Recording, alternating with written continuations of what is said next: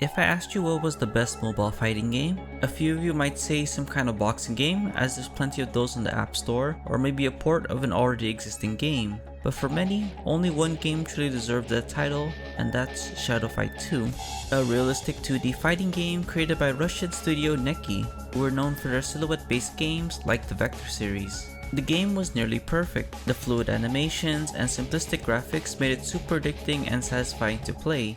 It was also part RPG, so you could mix and match different weapons, armors, and even magic to suit your playstyle to fight against a multitude of different warriors in the Dynasty era. And you might notice I said nearly perfect. As with other mobile games, it had terrible monetization. If you didn't have premium, you'd get ads after every other fight, and since it was part RPG, the majority of equipment took really long to upgrade, and some of the best ones were locked behind gems. Worst of all was the energy system, so once you did about 5 matches, you'd have to wait until the bar recharged to play again. Could you imagine how annoying this would be for a game like Smash Ultimate, or any other fighting game for that matter? As a result, Shadow Fight 2 was a bit of a grind fest, taking days to weeks just to make progress for the casual player. Regardless, Shadow Fight 2 would go down in history as a legendary mobile title, with positive reviews and praise for its unique art style, addictive gameplay, and deep lore. If you want a more detailed look into the game aspect of Shadow Fight 2, I did do a full video on it that I would appreciate if you checked it out. But as the title of the video suggests, I'll be going over the lore, more specifically the main storyline, as there were probably many players who didn't get past the first act due to the grind, and honestly it's a shame because of how amazing the story is for a seemingly simple mobile game, and I believe everyone should at least get to experience it once. So if you're one of those players, or just wanted to know the story of the game without having to go through the hassle of playing it, then this video is for you, as I'll be going over the entire lore / storyline of Shadow Fight 2. But before that, some disclaimers. First, the story of SF2 is big, and I mean big, with there being a ton of characters and a complex storyline, so I'll be focusing on the main story. In addition, I won't go into every little detail, as if I do, this video would probably be 2 hours long. So I'll only mention what's essential. Maybe I'll do a separate video for the things I skipped and some character specific stuff. So I'm sorry if I miss a bunch of details. If I do miss something or get something wrong, feel free to comment it down below. And without further ado, let's start from the very beginning.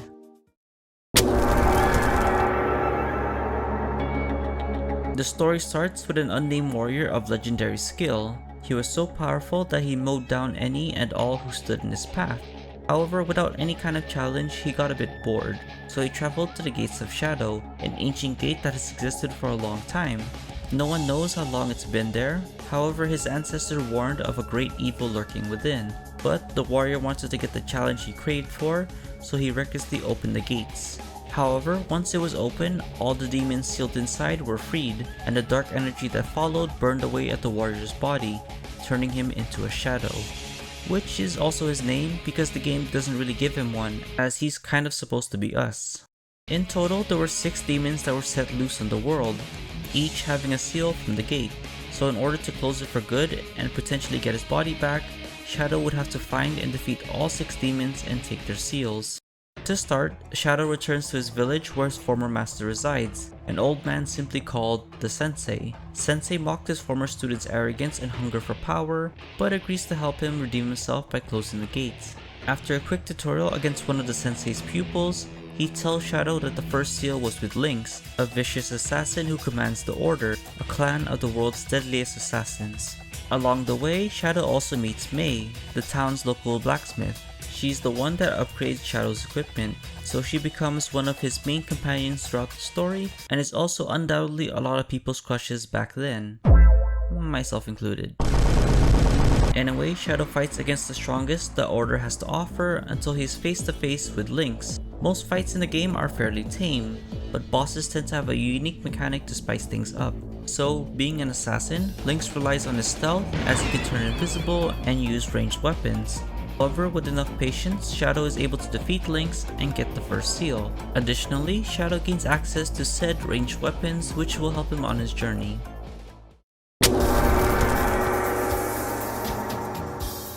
With the first seal in hand, Sensei suggests going to a nearby village that is home to many different martial arts academies, which can serve as good training for Shadow. However, they're shocked to learn that the entire town is in ruins, with nearly all dojos being burned to the ground by one rival school.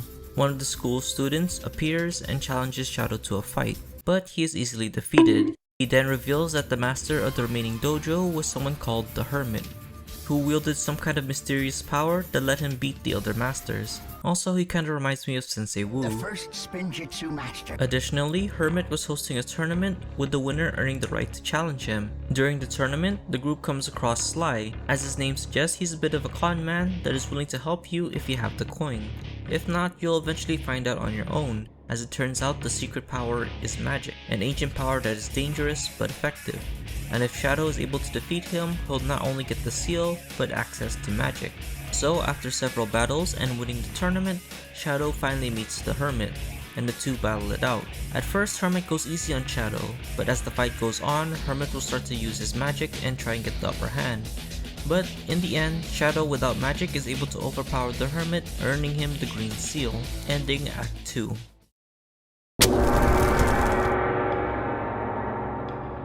After the Hermit's defeat, he agrees to teach Shadow magic in exchange that he uses the new power to take out a group of bandits run by the Butcher, a ruthless warlord who is slowly raising an army of outlaws to overthrow him. Upon entering the next town, they are tricked by one of his bodyguards called Bird, who is friendly at first before trying to backstab them. Despite being bandits, they are quite loyal to Butcher, but as Shadow defeats more of them, he starts to learn the truth about Butcher and his depravity. Turns out that Butcher had been fake rescuing orphans, with him being the one who murdered their parents. Essentially, Butcher was raising an army of manipulated child soldiers. After getting through the last bodyguard, Shadow gets a chance to fight the Butcher. As his name suggests, he fights with dual butcher knives, and while he doesn't have magic, his weapons are sharp enough to inflict bleeding, and he can use his own weight to generate mini earthquakes during battle. Regardless, Shadow is able to defeat the Butcher and claim the Red Seal, ending Act 3.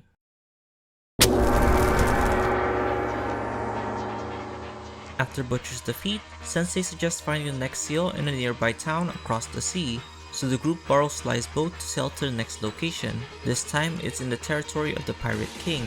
The Pirate King is actually missing, and his daughter Wasp has taken his place. Sly also reveals that she went into hiding as her father's former crew didn't trust her and formed a group called New Blood, and together they committed mutiny against Wasp, and now the two factions are at war with one another. The group's ship is stopped by Kraken, a member of New Blood who tries to take the ship, but is easily stopped by Shadow. This actually impresses one of Wasp's member Bosun, who is watching from a distance, and seeing Shadow's potential, offers him a spot in their group. Shadow obviously wouldn't join, but saw it as a way for them to coax Wasp out of hiding, so they continued fighting more members of New Blood until all of their main leaders were defeated. But as Bosun was about to grant them an audience with Wasp, he reveals that Sly had been helping New Blood by selling them weapons, so he, along with Wasp's crew, attacks Shadow. Shadow easily defeats them all, and it's only then that Wasp reveals herself. She claims that this was all according to her plan, as she wanted to get rid of both the mutiny crew and her own advisors that she believed was only using her. This left Shadow as the only remaining threat. As a boss, she's pretty unique as she's the only one with wings, as shown with her signature move with her Naginata. After her defeat, she realizes her mistake and reveals that she was tricked by Widow, another demon who convinced Wasp to take out her own father in order to gain power. So she gives up her purple seal and the group traveled to Widow's territory, ending Act 4. Upon arriving, the land has been torn apart by war and chaos, but they are unsure what caused it. However, the group are immediately face to face with Widow, who uses some kind of enchantment magic to try and charm everyone, with only Shadow and Mei being unaffected. Turns out the destruction had been caused by all the men in the area in an attempt to gain Widow's favor, as she had entrapped all who came to her lands. Nothing really noteworthy happens in this arc, as majority of the enemies are just simping for Widow, so it was pretty short. After Shadow beats them all, he eventually faces her, unaffected by her charms. And despite relying on charming people, she does have a secret ability to teleport, but Shadow still manages to win and get the orange seal.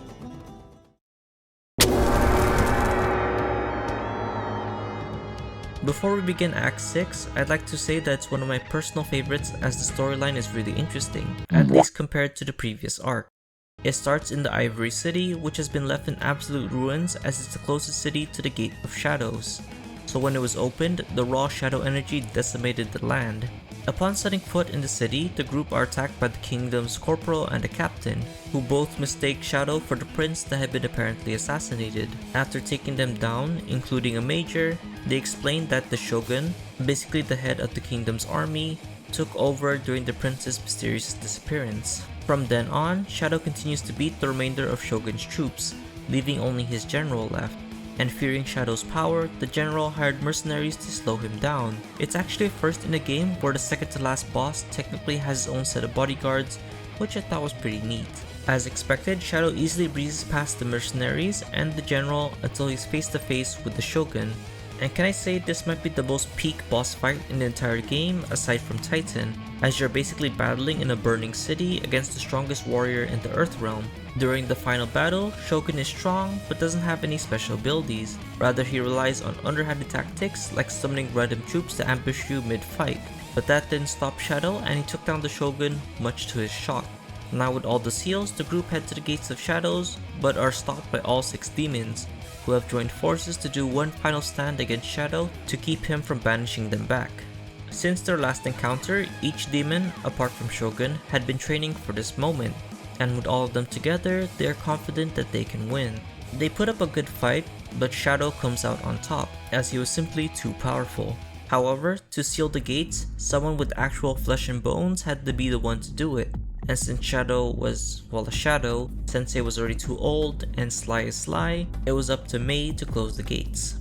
And she was successful, but something was able to grab her last minute and drag her inside as it closed. This was Titan, the big bad of Shadow Fight, and conqueror of multiple worlds. He's basically like Frieza and Thanos combined, but I'll get more into him soon. So now this part is kind of weird because they basically have to open the gates again. And to do this, Shadow would have to track down and beat all 6 demons to break their connection to each seal. Now, I don't know if I missed this or not, but didn't Shadow literally just open the gate without doing all that? He just introduced some kind of stone and it opened. It kind of feels like Neki was just trying to pad the game out to make it longer and incentivize people to spend more to get to the actual good part. Money. Anyway, so now Shadow must travel back and defeat all 6 bosses again.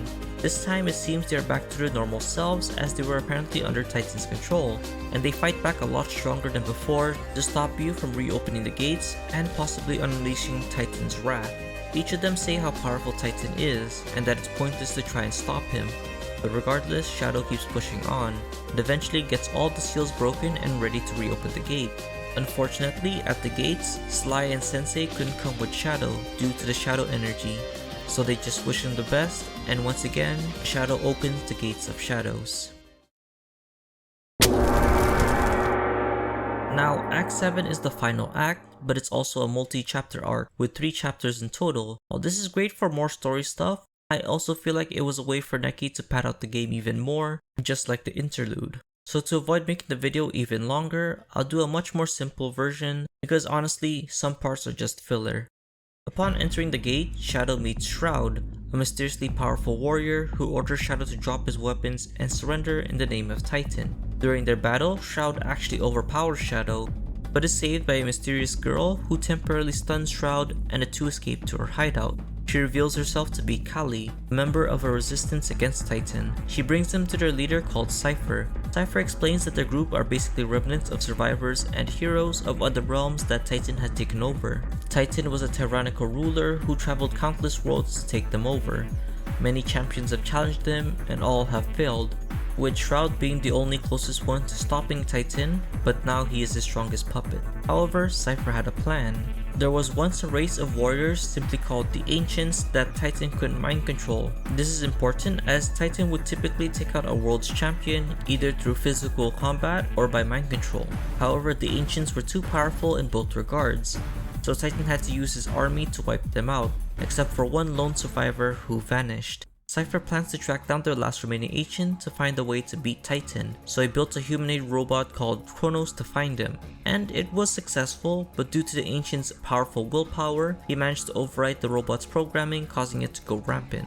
So he tasks Shadow and Kali to track down Kronos for answers. The two find Kronos in a factory along with its own personal bodyguards. After taking them all down, they retrieve Kronos' memory chip, which has the last known location of the Ancient in the stone groves. Once they got there, they were approached by Shroud, who is actually the Ancient in disguise. The Ancient doesn't believe Shadow can beat Titan, but tests him anyway by summoning the ghosts of the warriors who died to Titan. And Shadow managed to beat them all, shocking even the Ancient himself. Fearing that if Shadow failed, Titan would get an even more powerful asset than Shroud, challenges Shadow to try and stop him. In the end, Shadow was also able to beat the Ancient. He then reveals that Shroud was actually his former student that he trained to defeat Titan, but when he fell, he felt guilt over losing his student and went into hiding. And while the Ancient can't stop Shadow, he can at least help him by giving him a disguise as one of Titan's soldiers, as a new tournament was being announced by Titan himself, hosting all of his soldiers and the winner being promoted to one of his elite guards. And with his disguise, Shadow can take out two birds with one stone, as he can take down Titan's strongest warriors while also getting closer to Titan in the process. During the tournament, Cypher warned Shadow that Shroud turned even more insane, causing Titan to send a mysterious new agent called Justice to subdue him and capture Shadow. And as Shadow wins the tournament, Shroud had infiltrated the hideout and is demanding Shadow for a rematch. But since then, Shadow had grown exponentially, beating all the heroes in the hideout, facing against the ghosts of otherworldly champions, and beating even the Ancient. So he beats Shroud with ease. Justice then appears, who commends Shadow for his skills before revealing that it was actually Mei, who was under Titan's control and essentially became a new demon. However, Cypher comes in clutch and activates the hideout security barricades, trapping Mei inside. The only way to free her is by beating Titan, so Callie and Shadow travel to the Citadel to finally face him. However, as they were about to get to him, Titan summons Mei for combat. She had broken out of containment using her new shadow powers, and the two fought. While you might not think Mei would have a chance since we never actually see her fight, she was being enchanted with shadow powers far exceeding what the previous 6 demons had. Additionally, she was with Shadow the entire time, so she knew his moves and abilities. But despite the advantages, Shadow was able to come out on top and free Mei from Titan's control. The rest of the group flee to safety while Shadow takes on Titan himself.